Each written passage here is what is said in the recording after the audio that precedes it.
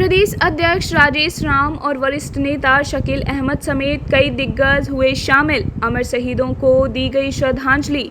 बात करते हैं राजधानी पटना से आ रही एक अहम खबर की। राजधानी पटना में आज भारत छोड़ो आंदोलन की 84वीं वर्षगांठ के मौके पर कांग्रेस पार्टी ने एक भव्य और ऐतिहासिक पदयात्रा निकाली। प्रदेश कांग्रेस मुख्यालय सदाकत आश्रम से शुरू हुई यह पदयात्रा ऐतिहासिक शहीद स्मारक तक पहुंची, जहां कांग्रेस के तमाम नेताओं और कार्यकर्ताओं ने देश के अमर शहीदों को नमन किया, उन्हें पुष्पमाला अर्पित की और सलामी दी। इस पूरे कार्यक्रम की कमान खुद बिहार प्रदेश कांग्रेस अध्यक्ष राजेश राम ने संभाली। उनके साथ पार्टी के कई वरिष्ठ नेता और कार्यकर्ता कदम से कदम मिलाकर चलते नजर आए।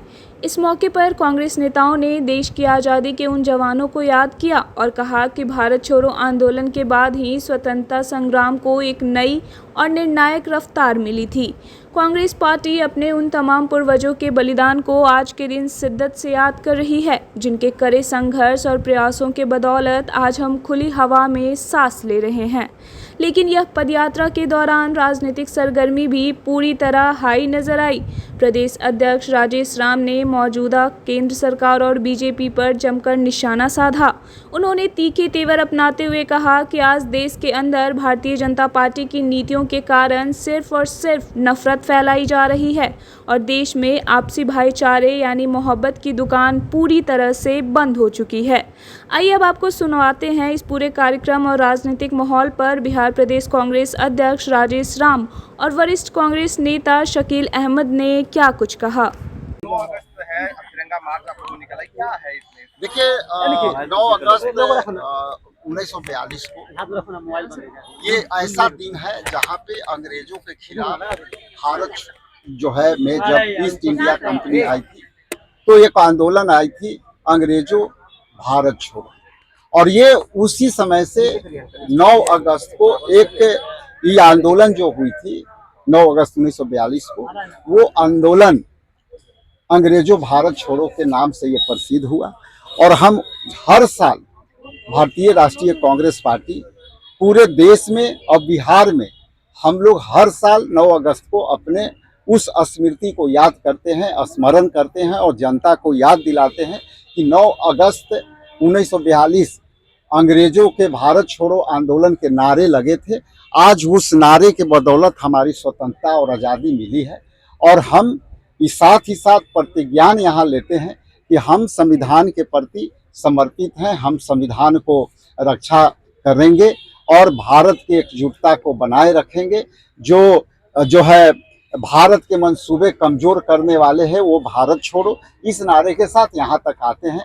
लगभग हम लोग सदाकत आश्रम से 7 किलोमीटर 7.5 किलोमीटर की यात्रा पैदल करके आते हैं और हम यहाँ आकर के हम अपने पूर्वजों को, जिन्होंने मुझे बोलने की आज़ादी दी, जिन्होंने मुझे संविधान दिया, जिनके बदौलत आज हम खुले हवा में सांस ले रहे हैं। लेकिन वर्तमान समय में जो सरकार की परिस्थितियां हैं, खास करके जो है बीजेपी की सरकार जब से आई है तब से नफरत की बाजार जो है खुला हुआ है और मोहब्बत की दुकान बंद हो रहे हैं, संविधान कमज़ोर किए जा रहे हैं। वैसे स्थिति में हमारी प्रासंगिकता खास करके भारतीय राष्ट्रीय कांग्रेस पार्टी को, बिहार प्रदेश कांग्रेस पार्टी के लोगों के जो है ये दायित्व तो बढ़ जाता है कि हम इस आंदोलन को बनाए रखें और देश की अखंडता और एकजुटता को बनाए रखें। बापू के साथ अहिंसा के मार्ग पर चल करके हम अपनी बातों को कहते हैं। झारखंड में भी छात्र जो है लगातार आंदोलन कर रहे हैं, प्रोटेस्ट कर रहे हैं, इसको लेकर क्या कहेंगे? देखिए ये किसी राज्य का मामला नहीं है। छात्र जो जिस तरह से अपनी समस्या को लेकर के सिस्टम के खिलाफ लड़ रहे हैं और ये सिस्टम ऐसा है कि सरकार समझ नहीं पा रही है, वो किसी राज्य का मामला नहीं है, अब ये पूरे देश का मामला है।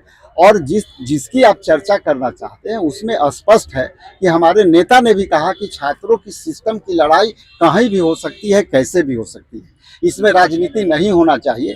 लेकिन जो लोग वहाँ कर रहे हैं, धर्मेंद्र प्रधान जी के जब इस्तीफे की मांग हो रही थी तो इतना क्यों विलम्ब हुआ था उस समय करना? वहाँ फिर भी हमारे प्रतिनिधि मंडल के लोग जा करके 4 सदस्यीय मंत्री जा करके उनकी समस्या को भी सुने। वो काम बीजेपी को खुद केंद्र में जंतर मंतर पर पहले कर देना चाहिए था। शायद आज इतना जेनजी नाराज नहीं।